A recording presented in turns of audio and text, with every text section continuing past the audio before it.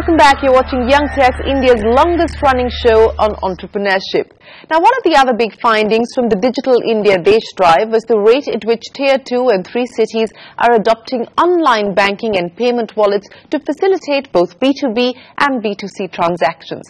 The big reason, of course, is convenience that these online methods allow in a scenario where traditional bank branches are few and far between.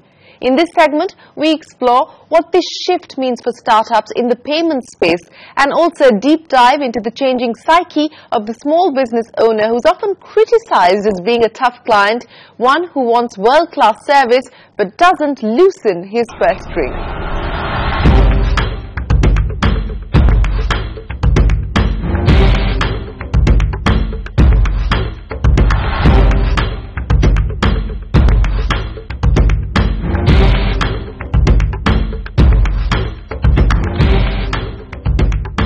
All these payments that we are talking about, all these wallet companies are riding on something called an IMPS switch, which is run by NPCI. And I want to tell a very quick story related to that. So let's say you go to the US and you pay with you go to Walmart and pay with a credit card. Walmart has to pay whatever 3% of that. And that's been the deal for ages, so it makes sense. In India, it was decided back in 2010 that we'll build a parallel network to handle this. And that is what is the immediate payment switch. So sometime in December, January, there will be more money flowing through the payment, this IMPS switch, than is flowing through Visa, MasterCard and RuPay. And India will be the only country in the world that has managed to create this low-cost network to allow mobile payments to happen at this scale. Now, what is going to happen on top of it? In December, the API that's already been announced called Unified Payment Interface by NPCI allows you to essentially have an Apple Pay type of a system that any entrepreneur can use.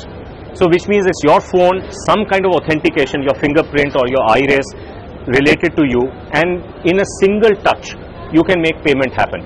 And that will be pervasively available to all the people that you're talking about. So India will become the land of mobile payments in a way that we don't appreciate today. Nonetheless, over the years, the one complaint that we've heard constantly from startups big and small who have tried to expand into Tier 2 and Tier 3 markets is that SMBs are very tough clients. While they want the best possible service, getting them to loosen purse strings can be a tough ask. KARTHIK Reddy of Blume Ventures, one of the investors in NowFloats, believes that if one has the right product for the SMB, the changes in the ecosystem in the last few years has made servicing him much easier. I think now the accountability that digital, forces upon the service provider, whoever is selling it. Like for example, if NowFloats sells a service, but you're not able to show him or her, the business person, on what the transactions, the footfalls, the searches are leading to, then you're arguably you can be easily accountable. Historically, you weren't. I mean, you couldn't attribute whether the call came because of a Yellow Pages ad. Offline made it far more difficult. Similarly, most software historically, or most tools that were being sold to them were around trying to improve their productivity. So small merchants are always going to say, I have enough time on my hands, don't teach me how to be more productive, right? Whereas I think the big shift that I'm seeing, and some of that is evidenced in the report, is that they're becoming very consumer-centric for the first time. They're saying, how does my customer become happy? And now these tools are being provided to me for the first time to measure that. That doesn't yet solve the problem that they're not going to pay much. And so you have to bet on the fact that you either play into large numbers or this will fail. So for example, if you went to a disparate set of niche manufacturers, let's say small garment units across the country, and tried to sell to them, I think it'll fail. And not because it's not value to them, the cost of sales exceeds what they're willing to pay. And so that historically, even today, a lot of disbelievers in small business will say the cost of sales is not justified. And I'm saying that there are smart ways to tackle that, either through channels, either through selling digitally, either through selling through the same Kirana networks which are small businesses, but effectively you can, is my view.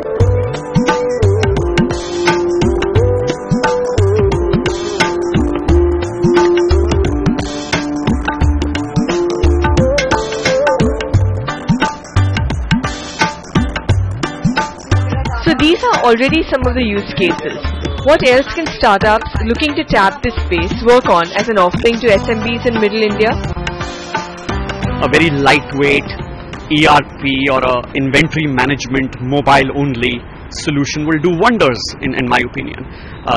All the customers that we met, all the businesses that we met were very keen that they want to get a lightweight CRM, a lightweight customer management, where it's not really an intensive process and 3 months of really doing functionality gathering, just a lightweight customer management. Somebody walks into my store, I have signals coming thanks to this person's mobile phone.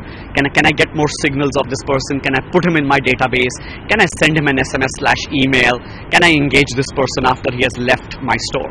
And those are big opportunities for the country. Take the example of GST. So GST, hopefully the Parliament will pass the law soon. It will come to life most likely in October of next year. So it's not far away. But when it comes to life, 6.5 million small businesses have to file monthly submissions on GST. The only way they can do it is online. There is no offline option available. Now, today, a lot of them are delegated to somebody else. Now, if somebody builds a nice mobile application to allow that to happen as a part of your running of the business, that itself is an opportunity that could easily cater to 1 million small businesses. And there are many more like that, and they are there in the payment space, they are there in credit space. If you go and talk to people who are transacting online on Flipkart, Snapdeal or Amazon, many of those merchants will tell you that they suddenly have credit offers available for working capital that was never available earlier, because there is reliable data available about their business. Now that's available for 10,000 merchants, because you have only 10,000 merchants on e-commerce companies. But when GST comes in, 6.5 million merchants or businesses will have reliable data to share with possible creditors. So the business of providing credit to them in an online fashion itself is going to be a massive business. Well, lots of thoughts and ideas for you entrepreneurs to explore to tap this new big constituency. That's Tier 2 and Tier 3 India. The next leg of the Digital Desh Drive commences in November 2015, and this one takes us from Kutch to Kolkata. So keep watching this space for updates on that journey. It's time now for a break, but when we return, take a look at how two online and offline businesses merged to create an online B2B store for office supplies. The story of AussieNeeds.com after this break.